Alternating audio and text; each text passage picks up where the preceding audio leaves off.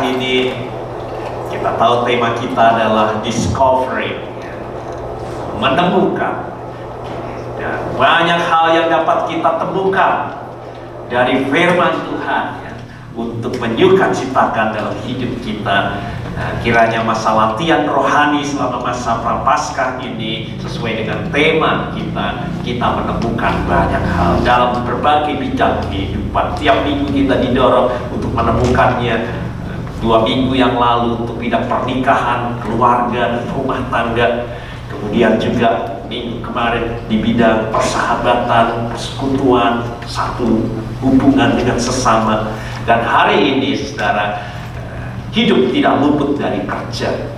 Dunia kerja begitu beragam, kan? Yang ada kerja yang untuk mendapatkan upah, tetapi juga ada banyak pekerjaan yang lain, kerja secara volunteer, tetapi juga kerja untuk keluarga, suami, anak-anak, ibu rumah tangga yang melakukan pekerjaannya di rumah. Ada banyak hal pekerjaan kerja dalam hidup kita ini.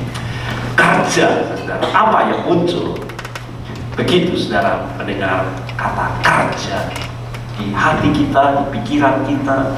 Bagaimana perasaan kita pada waktu kita menghayati mengenai kerja dalam hidup kita ini? Berapa banyak saudara yang bersuka cita mendengar kata kerja, ya, bahwa kerja itu menyukacitakan. Dan berapa banyak saudara yang melihat bahwa pekerjaan itu membawa duka cita dalam kehidupan kita ini. Saya senang membaca banyak karya, baik novel dan sebagainya, dan salah satunya dari Mark Twain. Saya pikir Mark Twain itu berbahagia dengan pekerjaannya, ya, sebagai penyair, sebagai orang besar, dan karya-karya yang luar biasa dalam dunia sastra. Tetapi saya terkejut oleh karena Mark Twain berkata, "I don't like work, even when someone else does it. I don't like work." Ya, kira bagaimana saudara? Apakah saudara sama dengan Mark Twain? Saya tidak suka bekerja, bahkan orang lain boleh menyukainya, tetapi I hate work. Saya tidak suka kerja. Buat saudara, bagaimana saudara menghayati pekerjaan dalam hidup kita ini? Apakah saudara suka bekerja? Apakah saudara suka dengan karier dan pekerjaan yang saudara lakukan hari ini? Apa yang muncul di dalam kata-kata kita pada waktu sudah ditanya mengenai pekerjaan? Apakah lebih banyak kejengkelan, keluh kesah, kemarahan, atau kesukacitaan yang muncul di hati dan pikiran kita pada waktu kita memikirkan mengenai kerja? Saudara menggambarkan pekerjaan saudara saat ini bagaimana? Apakah lebih mirip sebagai suatu kemalangan yang mau tidak mau harus kita kerjakan demi untuk hidup, demi untuk gaji? Lebih banyak kita menghayatinya sebagai sebuah kesusahan yang harus kita lakukan karena kita membutuhkan pekerjaan itu untuk kehidupan kita. Apakah pekerjaan kerja buat kita lebih banyak kita lakukan dengan terpaksa? I hate Monday, tapi mau gak mau saudara harus bangun, dan saudara keluar bekerja dengan spirit yang buram, yang membuat hati kita tidak cerah lagi, sebagaimana kalau kita masuk ke weekend. Bagaimana saudara menghayati pekerjaan? Apakah pekerjaan sebagai api siksaan dalam kehidupan kita ini? Mau terpaksa harus terus bertahan dengan kerja dalam hidup ini? Atau sebuah belenggu dalam kehidupan kita ini, seperti mungkin bola besi dengan rantai yang mengikat kaki kita ini, yang memasung hidup kita ini? Atau sebaliknya bahwa saudara menghayati kerja sungguh-sungguh seperti bola yang memantul, yang menyenangkan, saudara merasa fun dengan kerja, saudara melihat bahwa pekerjaan itulah yang memberi kepuasan dalam hidup kita ini, fulfilling dan satisfying oleh karena pekerjaan.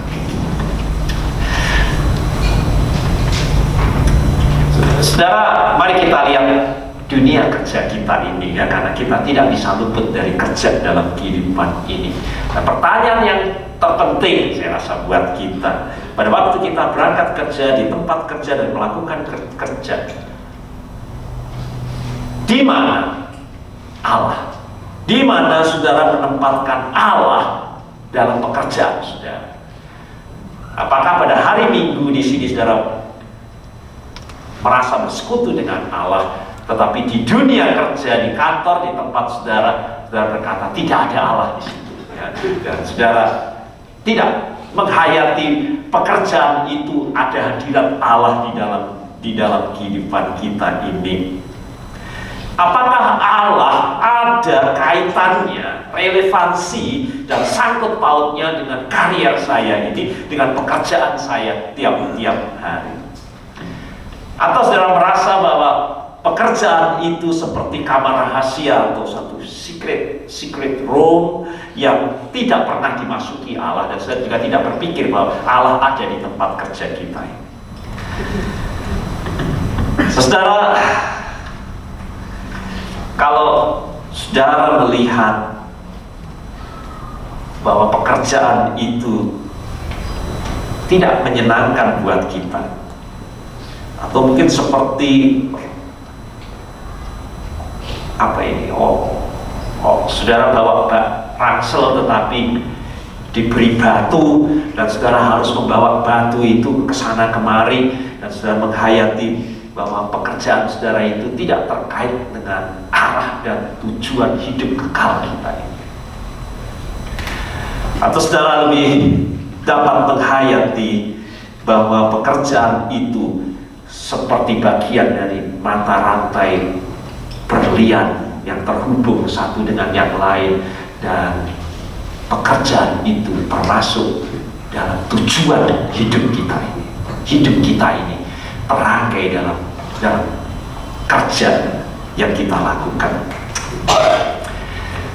Kalau saudara selalu mengeluh dengan pekerjaan saudara, bekerja tidak menyenangkan saudara, hanya membangkitkan keluh kesah, kemarahan, kekecewaan. Setiap kali saudara berbicara mengenai kerja, saya dengar saudara tidak sendirian. Ya, karena saya baru saja baca survei yang dilakukan oleh James Patterson dan Peter Kim di Amerika ini, yang menanyai orang-orang bekerja di Amerika ini. Ternyata hasilnya hanya 1 dari 10 orang Amerika yang menyatakan dia bahagia, puas dengan pekerjaannya. 10, 9 banding 1 itu orang Amerika. Jadi hampir semua orang Amerika ini 9 I hate work, saudara, ya. Mereka semua tidak bersuka cita dengan pekerjaannya. Ini survei terakhir ya yang saya baca, saudara. Jadi hanya 1. Apakah saudara termasuk yang 9 itu atau yang 1? Bahwa saudara termasuk yang bersuka cita dengan pekerjaan. Saudara, hari ini mari kita teropong firman Tuhan. Mari kita hayati kembali dunia kerja kita, karena itu hampir mungkin 87% dalam kehidupan kita ada di sana, ya. Apalagi buat orang Amerika, hidup sepertinya untuk kerja, bukan? Hampir seluruh kehidupan kita ada di dalam pekerjaan kita. Mari kita teropong firman Tuhan dan kita menemukan hal-hal yang indah, perspektif yang baru dari Tuhan untuk membuat kita ini bekerja lebih dengan sejahtera, dan pekerjaan itu bukan seperti batu yang saudara pikul ke sana kemari menjadi beban dalam hidup kita ini, tetapi pekerjaan dapat saudara lihat sebagai tujuan hidup kita yang digariskan Tuhan indah dan dalam kehidupan kita ini. Maka mari kita pertama-tama, saudara, mari kita memahami bagaimana kerja itu di mata Allah. Ini menjadi sangat penting buat kita. Kira-kira Allah itu melihat kerja manusia itu bagaimana? Ada banyak misunderstanding, saudara, karena membaca bagian dari firman Tuhan yang baru saja kita baca, Kejadian pasal 3 ayat 17 sampai dengan 19. Kerja itu akibat dosa, itu kutuk buat manusia, hukuman buat manusia. Banyak misunderstanding, kita berpikir bahwa kalau tidak ada dosa, manusia tidak bekerja. Kita lihat tadi Kejadian pasal 3 ayat 17-19. Memang Tuhan mengutuk tanah, dan engkau akan berjerih lelah, dan pekerjaan itu menjadi penderitaan dalam kehidupan kita ini akibat daripada dosa. Tetapi saudara, kalau kita mau lihat di dalam firman Tuhan, sebelum Adam dan Hawa jatuh ke dalam dosa, pekerjaan kerja ini ternyata sudah masuk di dalam penciptaan rancangan Allah yang dikatakan baik. Mari kita garis bawahi di sini. Jadi kerja itu bukan karena akibat dosa, tetapi pekerjaan menjadi jerih lelah dan menjadi kutuk dalam kehidupan kita ini karena dosa. Tetapi pekerjaan atau kerja itu sendiri sudah termasuk di dalam karya pada waktu manusia menciptakan manusia. Kerja itu sudah masuk di dalam diri, bukan karena kutukan dari Tuhan, juga bukan oleh karena hukuman Allah sehingga kita ini harus bekerja. Kejadian 2 ayat 15, Tuhan Allah ini sebelum ada dosa, Tuhan Allah mengambil manusia itu dan menempatkannya dalam Taman Eden untuk mengusahakan dan memelihara taman itu. Jadi, dan Allah melihat itu indah dan baik buat manusia. Jadi kerja, saudara, ada dalam rangkaian ciptaan Allah yang semuanya dikatakan baik adanya. Tetapi dosa membuat kerja yang seharusnya mendatangkan sukacita dalam kehidupan kita ini berubah menjadi kesusahan. Tanah menjadi terkutuk, jerih lelah menjadi makin banyak. Dan ini hal yang pertama untuk kita hayati, ya, bahwa kerja, saudara, kerja itu bagian dari karya Tuhan dalam hidup manusia. Yang kedua, saudara, kalau saudara lihat di sini, begitu manusia diciptakan, dia diberi kerja. Nyata sekali bahwa firman Tuhan tidak ada pemisahan antara dunia kerja yang sekuler dan dunia kerja yang suci, kudus, dan rohani. Karena sekarang ini, jujur saya sering kali berbicara kepada kita bahwa kita ini sepertinya dunia itu kerjaan terbagi menjadi dua, ada kerjaan sekuler, ada kerjaan yang rohani. Apa yang rohani?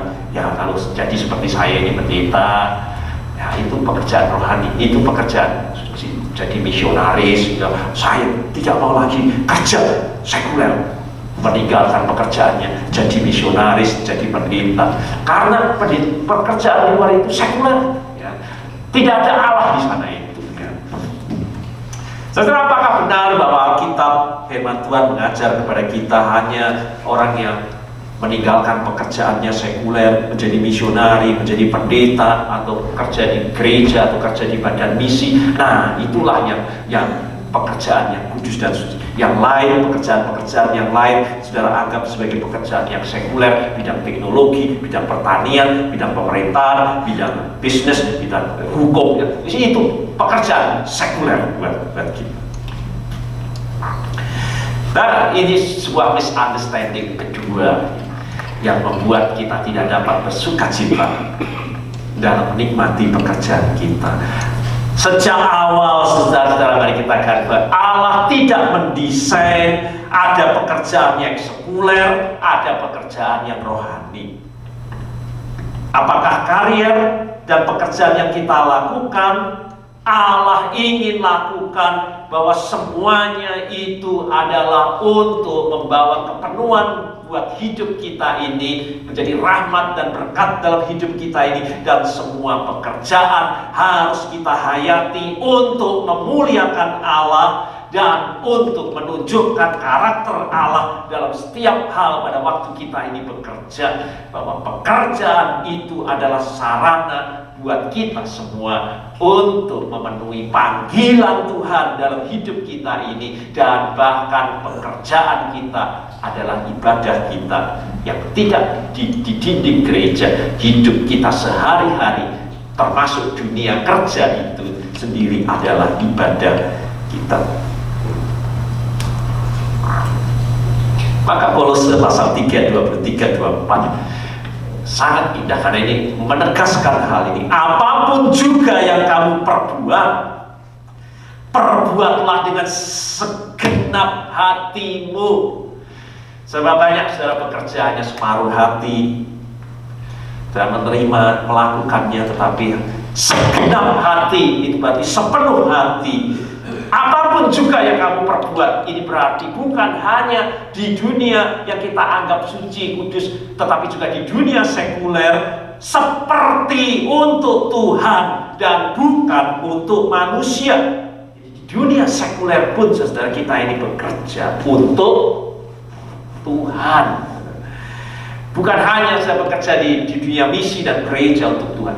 Di dunia pekerjaan kita melakukannya seperti untuk Tuhan dan bukan untuk manusia. Kamu tahu bahwa dari Tuhanlah kamu ditentukan bagimu sebagai upah. Kristus adalah Tuhanmu dan kamu hambanya.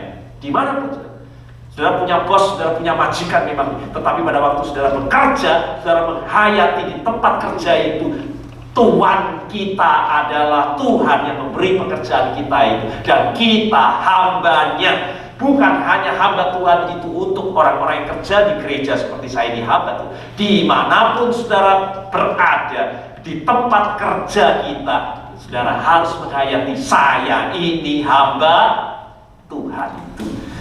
Lakukanlah itu semuanya untuk Tuhan. Dan dengan cepat kalau saudara lihat di dalam Alkitab, bagaimana Allah dimuliakan tidak melalui hanya pekerjaan-pekerjaan di mana orang harus menjadi santo, harus menjadi imam, harus menjadi pendeta, saudara. Justru Alkitab mencatat dalam dunia-dunia pekerjaan sehari-hari itulah Tuhan memanggil dan memakai orang-orang untuk memuliakan Tuhan. Abraham, saudara, dia adalah pengusaha peternakan. Dan yang saya baca, sampai dengan akhir dia dipakai Tuhan dan dipanggil Tuhan, itu karirnya adalah pengusaha peternakan. Musa dan Daud juga sebagai gembala. Rut sudah dipakai Tuhan sebagai pengumpul sisa-sisa dari gandum dari ladang milik Boas, karena dia orang yang miskin. Nehemia dipakai Tuhan sebagai juru minuman raja, pekerjaan di pemerintahan. Yesus melakukan pekerjaannya sebagai tukang kayu. Petrus juga nelayan dan penjala ikan. Paulus sudah baca, dia membuat tenda. Pekerjaan-pekerjaan awam, ya, tetapi semuanya dilakukan dengan baru untuk memuliakan Allah. Dan sebagai orang Kristen, dengan demikian dimanapun kita bekerja, tidak ada dunia sekuler dan rohani. Kita melakukannya sebagai hamba Allah. Kita melakukannya untuk Tuhan.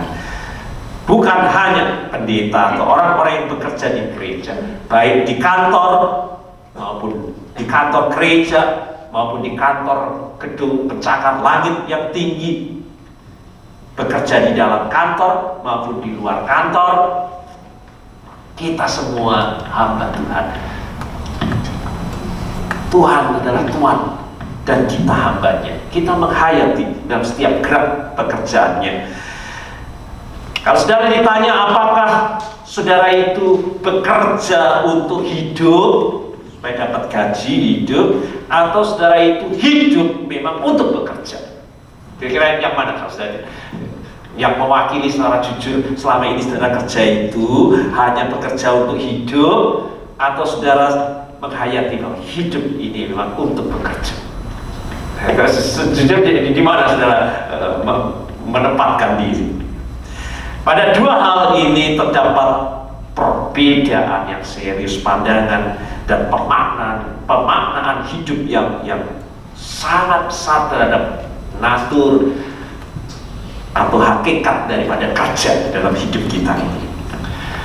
Jika kita ini bekerja untuk hidup, banyak teman-teman saya juga yang berkata begitu, maka pekerjaan itu hanya sekedar sebagai sarana, alat untuk sesuatu yang lain. Dan jadi tidak heran kalau kita lihat ada orang yang segera ingin supaya memiliki kemerdekaan finansial. Ya, saya kerja kumpul-kumpul, secepatnya saya ingin berhenti bekerja supaya tidak lagi harus melelahkan diri untuk mencari uang dalam hidup ini. Darah itu perasaan buat orang yang bekerja untuk hidup.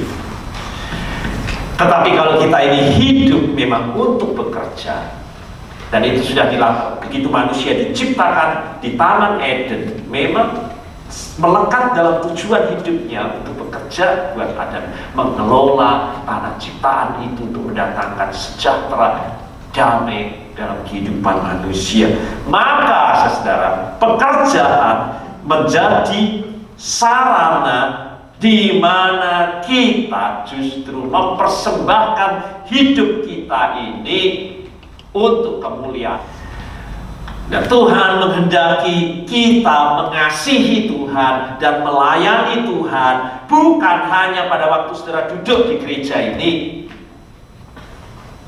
Justru secara real setelah saudara keluar dari gereja ini, saudara mengasihi dan melayani Tuhan, dan hukum yang sama dengan itu, mengasihi sesama manusia seperti dirimu sendiri, itu tidak terjadi di dalam gedung gereja, itu terjadi justru dalam hidup sehari-hari pada waktu kita ini bekerja.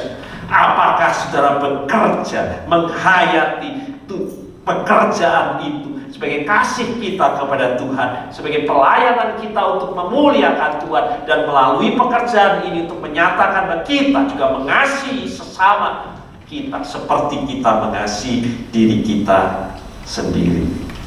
Saudara, itu berarti kita harus melakukan pekerjaan kita ini, siapapun Tuhan kita ini, dan kita ini menghayatinya bahwa Tuhan itulah Tuhan pada saat kita bekerja, dan kita sedang menjadi hamba-hamba Tuhan.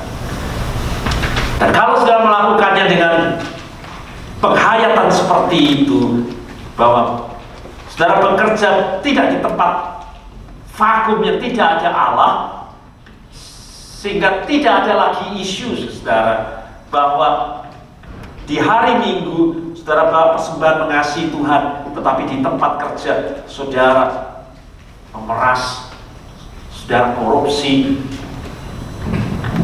saudara memperlakukan bawahan saudara dengan tidak adil.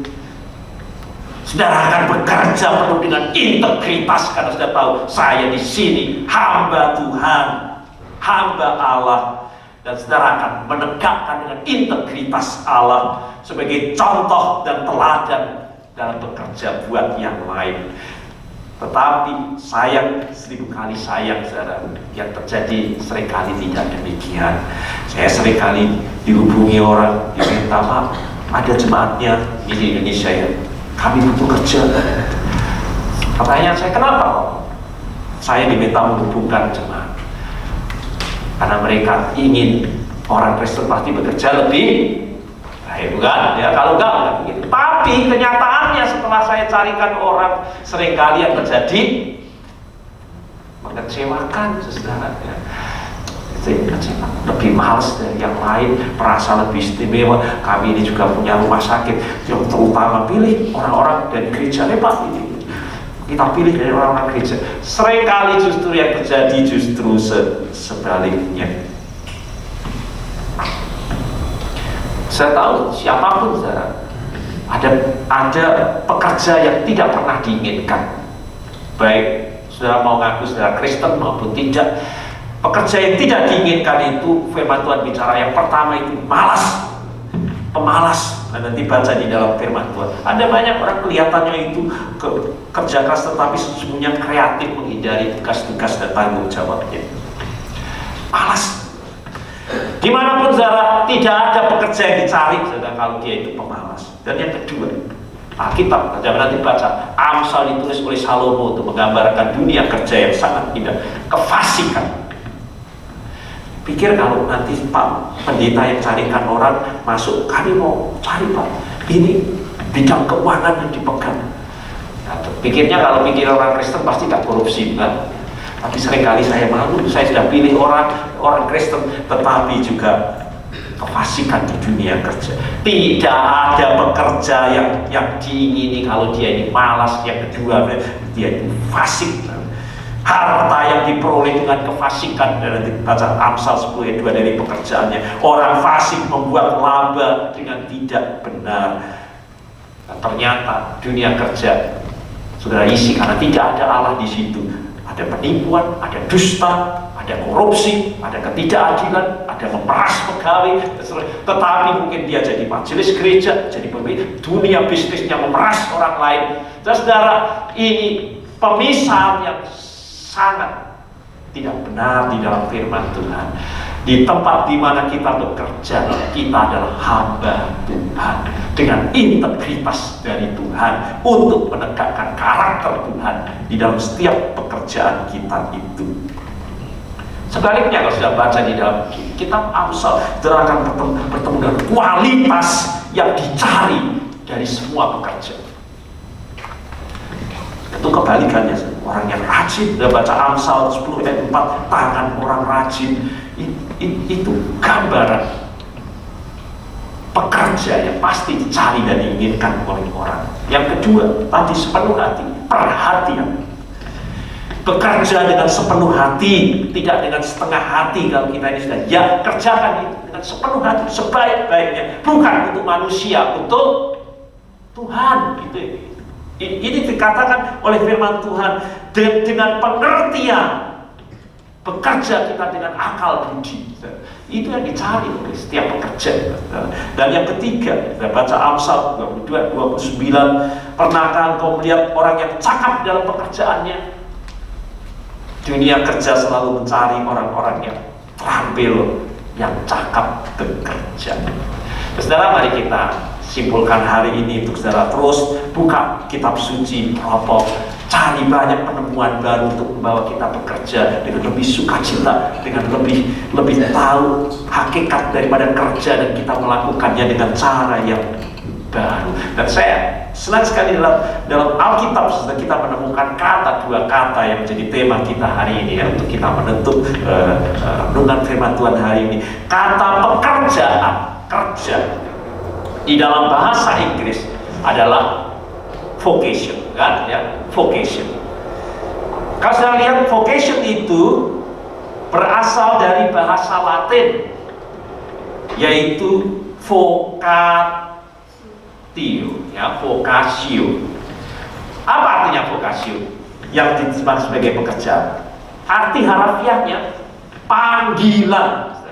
Jadi pekerjaan itu adalah panggilan dari Tuhan, saudara. Itu terkait melekat sedemikian rupa. Hayati, karena pada untuk mengolah Taman Eden, pekerjaan itu panggilan Tuhan.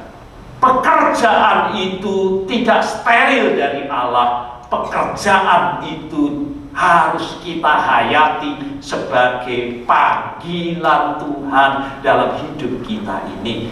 Kalau saudara bekerja sebagai ibu rumah tangga, hayati itu panggilan saudara terhadap suami, terhadap anak, terhadap istri. Kalau saudara bekerja di mana, berhadapan dengan orang-orang dan dunia kerja kita sama, hayati bahwa di dalam dunia kerja itulah saya sedang mendapat panggilan Tuhan untuk memuliakan Tuhan dan untuk mengasihi sesama melalui pekerjaan saya.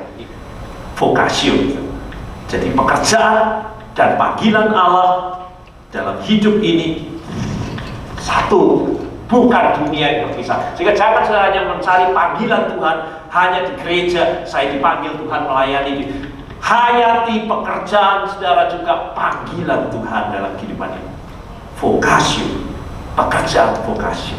Yang kedua, kalau vokasi pekerjaan teranggap dunia sekuler, tapi kenyataannya kita menyatakan itu